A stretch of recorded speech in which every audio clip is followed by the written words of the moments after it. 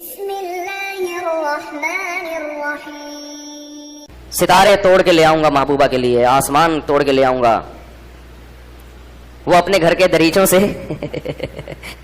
بڑا اچھے شاعر ہیں وہ، ایسے نہیں ہیں لیکن شعر دیکھو، وہ شاعر جنہوں نے یہ کہا ہے نا وہ بڑے اچھے آدمی ہیں، میں جانتا ہوں ان کو، لیکن ان کا شعر وہ تو شعر تو سبھی ایک جیسے ہوتے ہیں۔ وہ اپنے گھر کے دریچوں سے جھانکتا کم ہے، محبوبہ کے بارے میں کہہ رہے ہیں، دریچہ کہتے ہیں کھڑکی کو، وہ اپنے گھر کے دریچوں سے جھانکتا کم ہے، تعلقات تو اب بھی ہیں، رابطہ کم ہے۔ بھائی تعلق تو دل کے تعلق کا نام ہے نا، لیکن جو کھڑکی سے جھانکنے کی وجہ سے جو رابطہ تھا، کنیکشن تھا، وہ آج کل کیا ہوا ہے؟ ڈسکنیکٹ ہوا ہوا ہے۔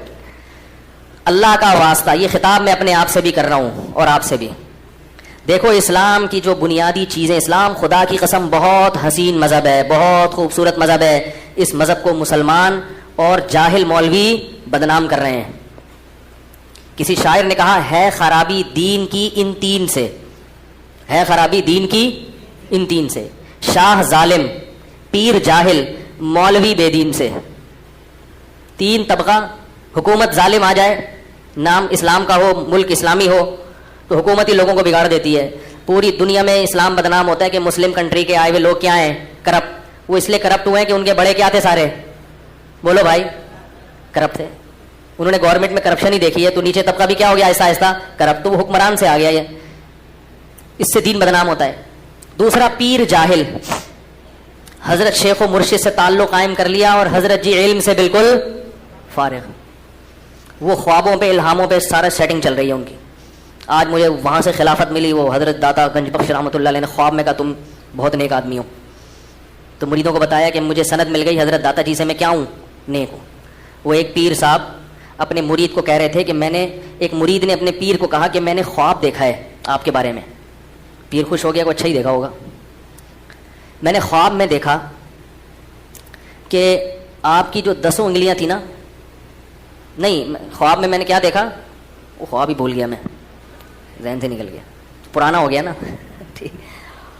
ہاں میں نے خواب میں دیکھا کہ آپ کی 10 انگلیاں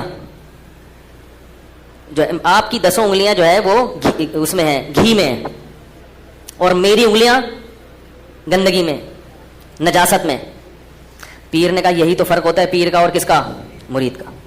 تمہاری انگلیاں بہانے میں، گندگی میں، اور میری انگلیاں گھی میں، یہی تو فرق ہے۔ اس نے کہا ابھی خواب کمپلیٹ نہیں ہوا ہے، ابھی خواب کمپلیٹ نہیں ہوا، اگلی کس رہ گئی ہے؟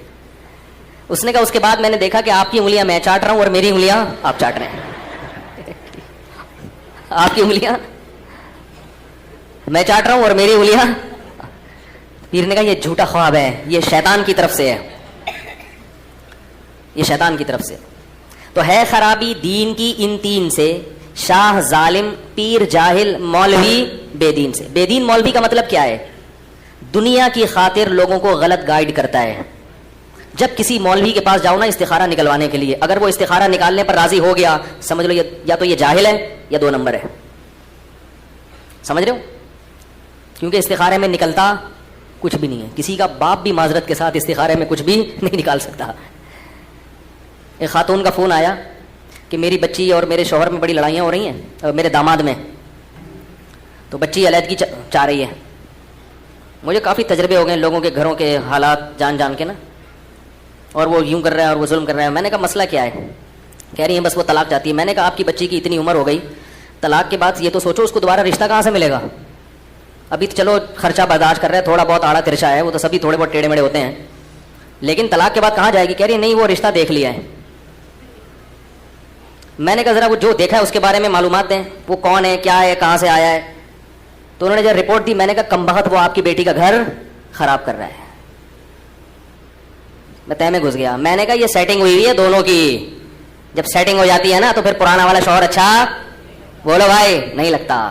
میں نے کہا اس منحوس کو گھر سے نکالو، یہ جو آیا ہوا ہے نا سانپ بن کے آپ کے گھر میں، روحانی، ٹھیک ہے، دین کے نام پہ گھسا ہوا تھا ان کے گھر میں اور حدیثیں سنا کے جاتا ہے روزانہ۔ وہ گھر والے بڑے متاثر ہیں، بہت نیک صاحب ہیں جو روزانہ قرآن و سنت کی بات کرتے ہیں، بڑے بڑے اللہ معاف فرمائے حرام خور ہم نے دنیا میں دیکھے ہیں، اسی سے لگتا ہے شاید ہم جنت میں چلے جائیں۔ ویسے تو ہم بھی کوئی اتنے نیک نہیں، اتنے اچھے اعمال نہیں، لیکن جب اتنے بڑے بڑے حرام خوروں کو دیکھتے ہیں اللہ، ہم کہتے ہیں اللہ تو ہمیں تو ویسے ہی بولے گا جنت میں کوئی جائے گا کون؟ تو ہم جیسے نالائقوں کو بھی اللہ کیا کہے گا, چلو بھائی نکلو یار, وہ جنت میں. وہی اکثر میں ایک آدمی خواب آیا اس کو, بھائی آج تھوڑا سا 5 منٹ زیادہ لے لو ان کے. ایک آدمی کو خواب آیا, خواب میں وہ کیا دیکھتا ہے کہ اس کی نیکیاں برائیاں برابر ہیں. تو فرشتوں نے کہا بھائی دونوں جگہ کا سروے کر لو, جنت اور جہنم, جہاں اچھا لگے چلے جانا. تو جب وہ جہنم میں گیا تو دیگیں پک رہی ہیں, دیگوں پہ دیگیں. بڑا حیران ہوا. جنت میں آیا تو دال چاول کھا رہے ہیں لوگ, ٹھیک ہے, کچھ لوگ چائے میں ڈبو کے پاپے کھا رہے ہیں. اس نے خواب میں فرشتوں سے پوچھا یہ کیا یار, ادھر دیگیں ادھر پاپے. تو فرشتے کہتے ہیں 4 آدمیوں کے لیے دیگ پکائیں کیا. اس 4 میں ایک توصیف الرحمان, ایک انجینئر ہے, 2-4 آدمی, اور ایک غامدی صاحب ہیں, پروفیسر غامدی. یہ 3-4 آدمی ہیں جو اپنے علاوہ کسی کو بھی درست نہیں سمجھتے. تو یہ 3-4 آدمی جنت میں گئے ہیں, تو اب ان کے لیے کیا ہے, کیا دیگ اور کیا دودھ کی نہریں. ٹھیک ہے, ہم نے فرشتوں سے بول دیا ہے چائے پاپوں کا انتظام کر دو. تو ایسے ایسے حرام خور ہم نے دنیا میں دیکھے ہیں کہ ہمیں کچھ امیدیں اللہ سے قائم ہونا شروع ہو جاتی ہیں, شاید اللہ ہمیں بخش دے. ٹھیک ہے, عملی کوتاہی ہے, مگر اتنے بڑے اللہ کا شکر ہے فراڈ ہی نہیں ہے. تو گھروں میں گھس کے بچیوں کو خراب کرتے ہیں, شوہروں کے خلاف سیٹنگ ہو جاتی ہے, پھر والدین کو غلط ہسٹری سنائی جاتی ہے. سمجھ رہے ہو, سانپ ہوتے ہیں. خیر میں کیا کہہ رہا تھا کہ ہے خرابی دین کی ان 3 سے, شاہ ظالم پیر جاہل مولوی بے دین, جو 2 نمبر ہے دکانیں چمکا رہا ہے بیٹھ کے, ان لوگوں نے دین کو بدنام کیا ہے.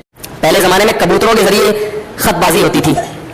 تو جو محبوبہ نے محبت کی باتیں شروع میں لکھا والسلام فلاں بنت فلاں بات کر رہی ہوں, خداوند کریم سے خیریت مطلوب خیریت مقصود, وہ ہوتا ہے نا, اور پھر اپنے گھر کے حالات لکھ کے پھر آگے پورا لو لیٹر تھا اس کا کہ محبت کی باتیں, اور آخر میں پھر والسلام وغیرہ وغیرہ. تو کبوتر جب لے کر آیا تو پنجوں سے, جو پہلے سیاہی بھی ایسے ہی ہوتی تھی, وہ جو محبت کے نعرے تھے وہ پنجوں سے مٹ گئے, شروع میں نام اور آخر میں والسلام. تو یہ شاعر جو ہے نا جل بھول گیا نا, اور عشق کی ابھی ابتدا بھی تھی. تو اس میں شعر کہا, ابتدائے عشق میں دل ہوا یوں خراب آدھا, کہ جیسے سیختے چڑھتے ہی جل جائے کباب آدھا. یہ پورا انجینئر میں فٹ آ رہا ہے. آگے کہتا ہے لگتا ہے میرے محبوب کی ایک آنکھ غائب ہے, کہ اس نے جب بھی پلٹا ہے تو پلٹا ہے نقاب آدھا. کھاتے نہیں ہے بلکہ اللہ کی محبت میں, بولو نا بھائی, یہاں کا نہیں پتا, پاکستان میں اللہ کی محبت میں کھانے کا رواج بہت ہے. یہ جمعرات کا حلوہ ہے, یہ شب برات کا حلوہ ہے, وہ آج اب فلاں کا انتقال ہو گیا تھا, ان کے 40ویں کی بریانی ہے, ان کے تیجے کی بریانی ہے, آج فلانے کی 11ویں کی بریانی آئی ہوئی ہے, اور آج جو ہے وہ صدقے کا بکرا کٹا ہے ہمارے گھر میں, اس کو وہ کھانا ہے.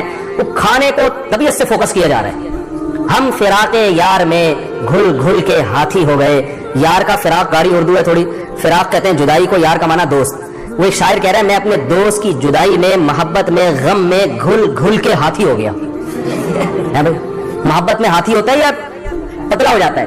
کہہ رہے میں محبوب کی جدائی میں گھل گھل کے ہاتھی ہو گئے, اتنے گھلے رستم کے ساتھی ہو گئے. رستم پہلوان تھا نا. ہمارے نبی صلی اللہ علیہ وسلم تو کھلاتے تھے, کھاتے تو بہت تھوڑا تھے, فاقوں پہ گزارا کیا ہے, اتنا تھوڑا کھاتے تھے چندی والے, اور آپ نے ترغیب دی کم کھانے کی دی. نبی نے فرمایا کہ طعام الواحد یکفی الاثنین, ایک آدمی کا کھانا 2 کے لیے کافی ہے. جب نبی نے کہہ دیا کافی ہے, اس کا مطلب کافی ہوگا نا. لیکن ہمارے یہاں ایک آدمی 2 آدمیوں کا کھا رہا ہے, وہ کہہ رہا ہے ابھی بھی کافی, ابھی بھی کافی نہیں. اکثر لوگ پوچھتے ہیں کھانے کے بعد میٹھا کھانا سنت ہے. میں کہتا ہوں کھانا ہی سنت نہیں ہے, اس کے بعد پھر ڈبل کھانا کھاؤ بھی, پھر میٹھا فاقے کرنا سنت ہے. وہ تو بہت تھوڑا کھایا نبی صلی اللہ علیہ وسلم نے. اللہ پاک ہم سب کو دین کی باتوں پر عمل کرنے کی توفیق عطا فرمائے.